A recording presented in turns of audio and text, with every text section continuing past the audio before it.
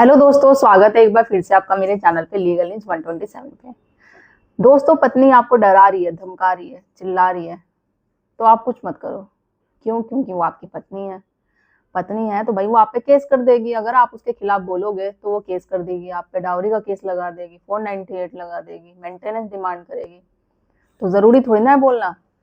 अब आज की जो मेरा कंटेंट है, जो ये पति है जो डरते हैं, पत्नियां उनको डराती है और आप लोग डरते हो क्योंकि वो आप पे केस कर देगी, और केस कर देगी तो भाई आपको जेल जाना पड़ेगा, क्या पता आपको फांसी की सजा मिल जाए। तो बेवजह आप लोग डरते हो, ऐसा होता नहीं है कुछ। तो आज की वीडियो पे इसी मैं टॉपिक पे बात करूंगी। और चैनल पे आप मेरे नए जुड़े हैं तो चैनल को लाइक करना, शेयर करना, सब्सक्राइब करना बिल्कुल मत भूलिए। साथ ही बेल आइकन दबा दीजिए ताकि आपको टाइम टाइम से मेरे वीडियो की नोटिफिकेशन सबसे पहले मिलती रहे।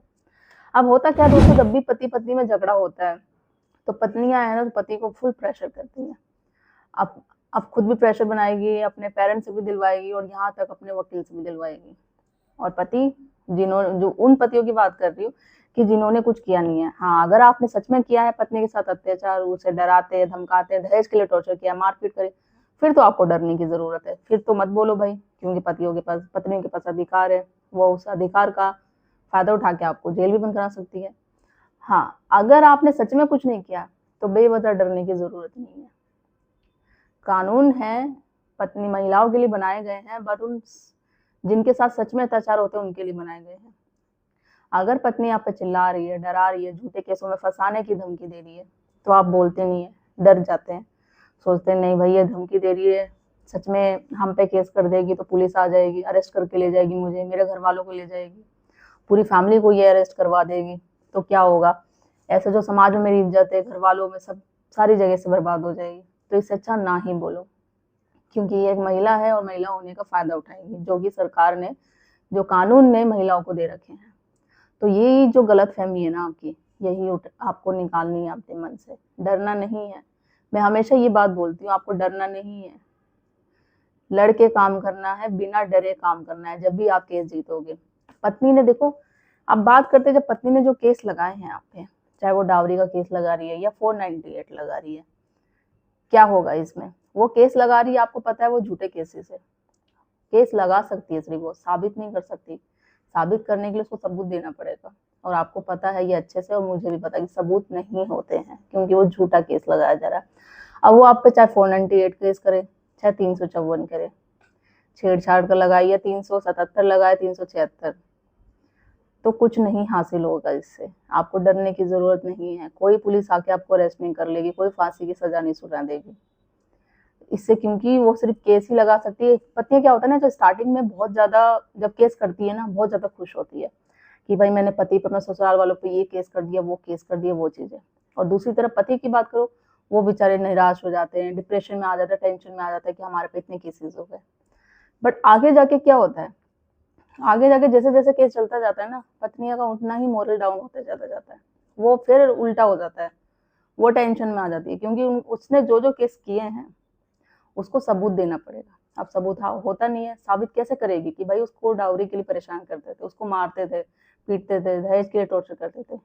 कोई ऑडियो वीडियो क्लिप कुछ तो होगी, तो वो कुछ नहीं होता, तो नहीं कर पाएगी। और वैसे ही फिर एंड में क्या होता है, पतियों का जो कॉन्फिडेंस है वो लेवल ज्यादा हो जाता है, क्योंकि पता है भाई पत्नी ने सिर्फ केस ही किया। अब पता चल रहा है धीरे धीरे कि उसको साबित करना पड़ेगा, सबूत देना पड़ेगा। तो ये झूठा केसेस है, मेरा कुछ नहीं हो सकता। स्टार्टिंग में तो आपको डर लगेगा, बट जैसे जैसे केस में आप जाओगे, प्रेजेंट होगे, पता चलेगा सारी चीजें कि क्या कानून है, क्या नहीं, सबूत देना पड़ेगा, तो उस तरीके से एनर्जी आती रहती है। बस आपको पता है जो आप पे झूठे केसेस लगे हुए हैं ना, वो आप साबित कर दो कि भाई ये झूठे केसेस जो पत्नी बोल रही है वो चीज है। अब देखो, जब शादी हुई है तो शादी में तो आजकल हर जगह वीडियो और फोटोग्राफ्स होते हैं। वीडियो है, या पत्नी जब बोल रही है कि उसके घर वाले बोल रहे हैं कि हमने इसको सामान दे दिया है, तो भाई ठीक है, दहेज का आप लोगों ने सामान दिया है, हमने तो गिफ्ट समझ के रखा था, आपका सामान है, ठीक है, आके ले जाओ, हमने मना नहीं किया। दूसरी बात, वो बोल रहे ज्यादा दिया है, तो ज्यादा दिया, ठीक है, शादी में तो वीडियो वगैरह रिकॉर्ड होती है, लोग क्लिप लगा देते हैं, वीडियो, कौन सा सामान है आपका, जरा दिखा दो, कौन सा आपने एक्स्ट्रा सामान हमें दिया है। वीडियो तो शूट हर शादी में होती है, फोटोग्राफ भी होती है, तो वो दिखा दो। अब वो ये साबित नहीं कर पाएगी ना कि हाँ भाई इन्होंने दहेज, हमने दहेज दिया है या ज्यादा ले लिया, उस तरीके से तुम साबित कर सकते हो, तुम दिखा दो। तो वहीं होगा, उसकी बोलती बंद हो जाएगी। अब चाहे आपको पत्नी के आगे रोने की जरूरत नहीं है, बार बार बनाने की जरूरत नहीं है, हाथ पैर जोड़ने की जरूरत नहीं है, बिल्कुल भी इससे कोई फायदा नहीं होगा। डरना तो बिल्कुल नहीं है, ये सब उल्टा काम पत्नी करेगी आपके साथ। वो खुद आपके हाथ जोड़ेगी, खुद पैर पड़ेगी और खुद बोलेगी हाँ जो मुझसे हुई है वो बहुत बड़ी गलती हो गई, मैंने अपने पेरेंट्स के बहकावे में आके ये काम कर दिया, या जो भी है, मैं डिमांड के चक्कर में, या वो नहीं रिश्ते को निभाना चाहती है, उसका कोई रिश्ता है, वो खुद ही बाद में जाकर एक्सेप्ट कर लेगी। तो ये चीज होती है, तो आपको डरना नहीं है, कोई कुछ नहीं होगा, चाहे कितने भी केसेस लगाती लगा लो। अब उसमें तो कुछ आपको सजा होगी नहीं। मान लेते मेंटेनेंस का केस लगा, मेंटेनेंस का केस में क्या होगा, ज्यादा ज्यादा पैसे ही देने पड़ेंगे ना आपको, दो पैसे आप, ठीक है, सजा तो नहीं होगी कुछ। और बात रही बाद में वो रिकवरी भी दे सकते हैं, और मेंटेनेंस ना देने के लिए आपके पास बहुत सारे सॉल्यूशन है, बहुत जजमेंट आती है, बहुत गाइडलाइंस है हाई कोर्ट सुप्रीम कोर्ट की, और बहुत सारे ऐसे कानूनी तरीके हैं जिससे आप मेंटेनेंस देने से बच सकते हैं। मैं हमेशा आपको वीडियो शेयर करती रहती हूँ मेंटेनेंस रिलेटेड। अभी अगर आप फर्स्ट टाइम मेरी वीडियो देख रहे हैं, आपको नहीं पता है कि मेंटेनेंस देने से कैसे बचते हैं, तो आप मेरे चैनल पे जाओ, आपको बहुत सारी वीडियो मिलेगी, जजमेंट भी मिलेंगे साथ में कि किस तरीके से पत्नी को मेंटेनेंस देने से बचे हम। पढ़ी लिखी पत्नी हो, जॉब कर रही है, या अपनी मर्जी से छोड़ के गई है, या उसका रिश्ता है और किसी के साथ, तो ये सारी सिचुएशन में पत्नी को मेंटेनेंस नहीं दिया जाएगा, और ये बिल्कुल 125 CRPC में बिल्कुल क्लियर मेंशन है। तो अगर आपके साथ भी ऐसी सिचुएशन है तो आप इन धाराओं का यूज करके अपनी बात को रखो, वकील के साथ मिलके सलाह मशवरा करो।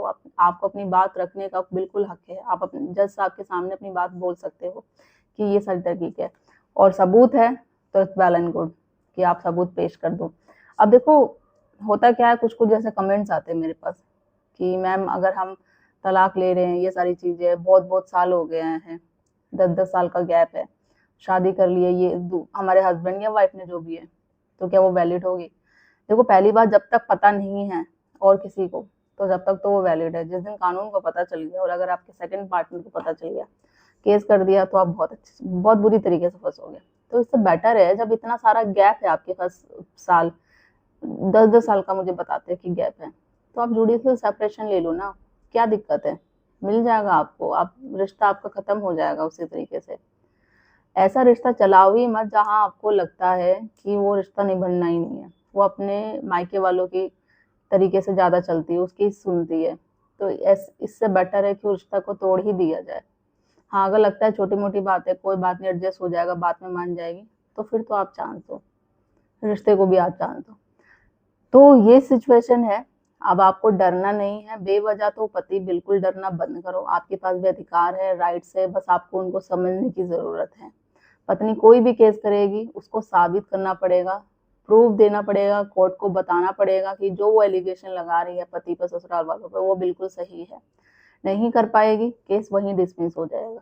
कोई आपको जेल नहीं भेज रहा, कोई आपको फांसी नहीं लगा रहा। तो डरना बंद करो, लड़ना सीखो, अन्याय के खिलाफ आवाज उठाना सीखो, और वो चाहे पुरुष हो या महिला। डर के घुट घुट के जीने से कोई फायदा नहीं है, इससे आप अपने ऊपर खुद एक अन्याय कर रहे हो।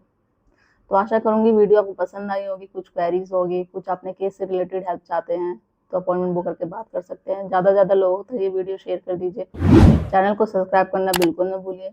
जल्दी मिलती हूँ मैं कैसे इन्फॉर्मेटिव वीडियो के साथ, तब तक के लिए थैंक यू।